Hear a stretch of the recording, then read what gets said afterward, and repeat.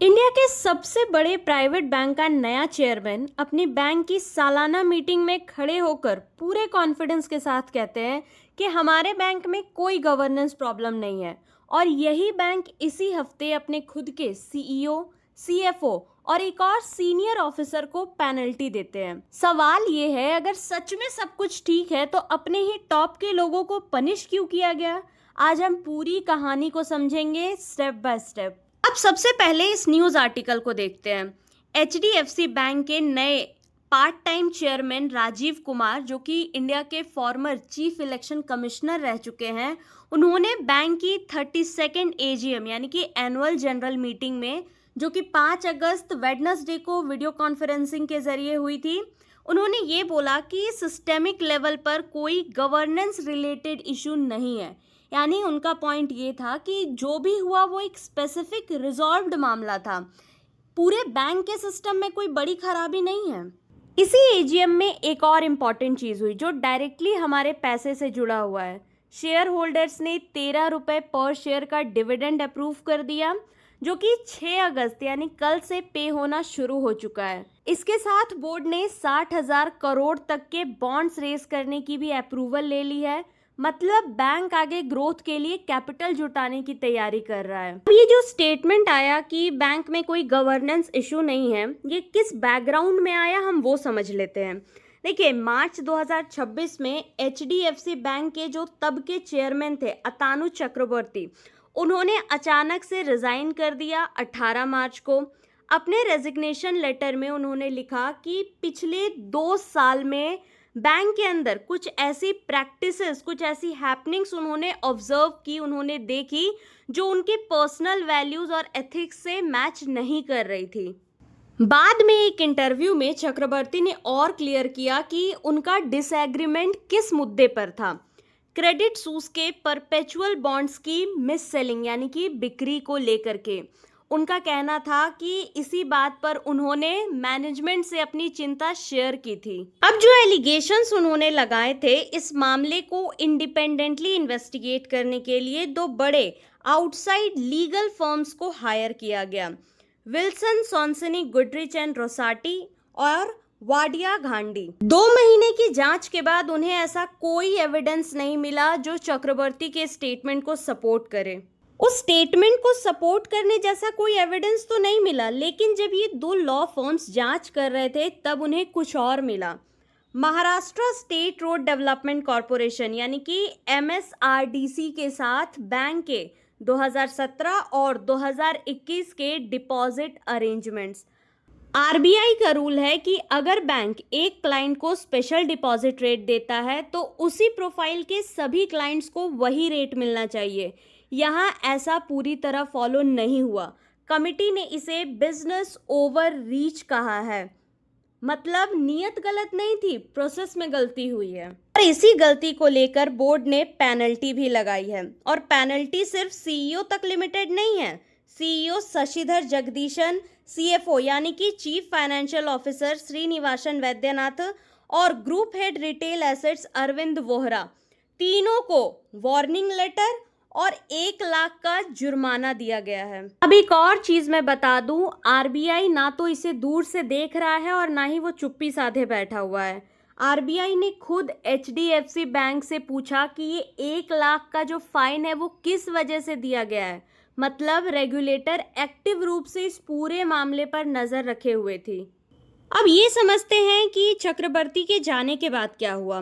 केके मिस्त्री ने interim chairman का रोल संभाला, जिसे आरबीआई ने 18 जून 2026 को 18 सितंबर तक एक्सटेंड भी किया।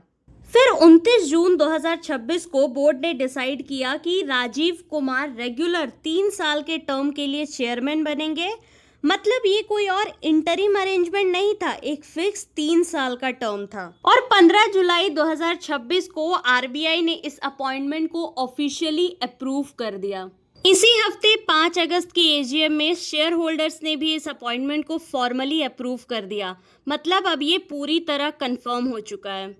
अब थोड़ा इसके बिजनेस के तरफ चलते हैं। अप्रैल जून 2026 के क्वार्टर में एचडीएफसी बैंक का नेट प्रॉफिट 5% बढ़कर 19,060 करोड़ हो गया। ऊपर से तो सब पॉजिटिव लगता है ना, पर ऐसा है नहीं।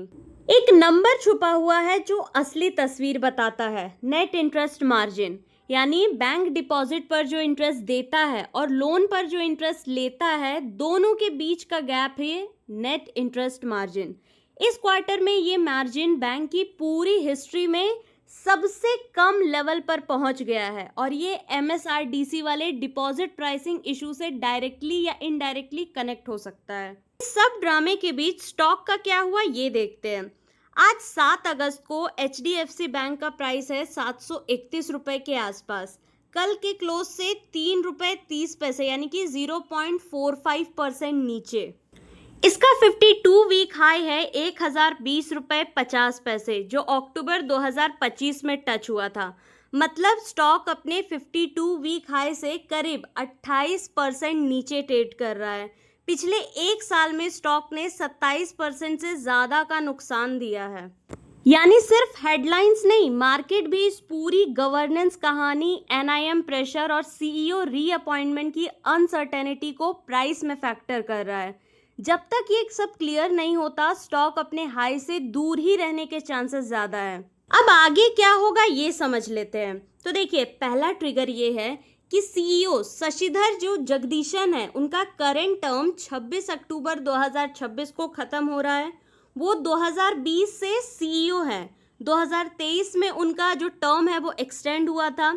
एनालिस्ट का कहना है कि इंडिपेंडेंट रिव्यू क्लियर होने और पेनल्टी लगने के बाद बोर्ड के लिए उनका रीअपॉइंट करना आसान हो गया है, लेकिन फाइनल अप्रूवल आरबीआई से लेनी होगी। दूसरा ट्रिगर है ब्रोकरेजेस का स्टॉक पर नजरिया। ज़्यादातर बड़े ब्रोकरेजेस अभी बाय रेटिंग दे रहे हैं। मोतीलाल ओसवाल का टारगेट है 1100, पहले ये 1050 के आसपास था। नोमुरा का 940 रुपये और डेवसन चौकसी का 1022 रुपये।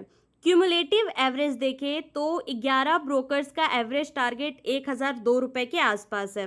जो करंट प्राइस जो कि 731 रुपये आप यहाँ पे देख रहे हैं, इस प्राइस से करीब 37% ज़्यादा है। मतलब ब्रोकरेजेस इस पूरे गवर्नेंस ड्रामा के बावजूद अभी भी बुलिश हैं।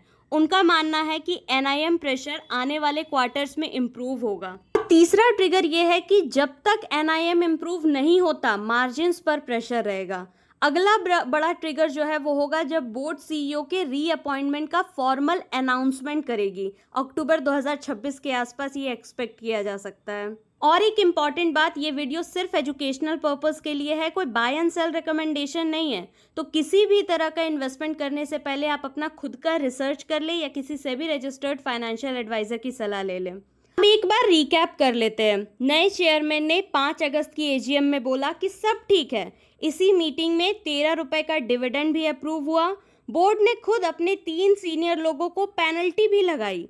एमएसआरडीसी वाला इशू डिपॉजिट प्राइसिंग से जुड़ा स्पेसिफिक मामला था, कोई करप्शन नहीं था और आरबीआई खुद भी एक्टिव स्क्रूटनी में थी।